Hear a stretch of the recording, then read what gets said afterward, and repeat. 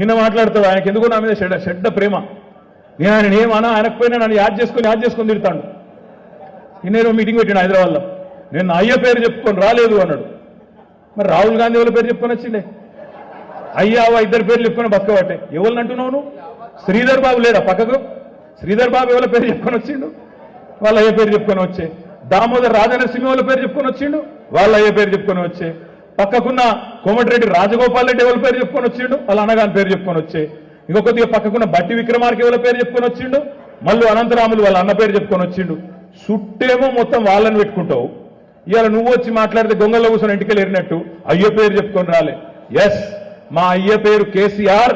బరాబర్ వచ్చిన ఉద్యమంలో వచ్చిన బిడ్డ, బరాబర్ వచ్చిన ఉద్యమంలో వచ్చిన నేను. నీ లెక్క ఆంధ్రోళ్ళ బూట్లు నాకి వాళ్ళ సంచులు మోసి దొంగ పనులు చేసి రాలే నేను రాజకీయాల్లో.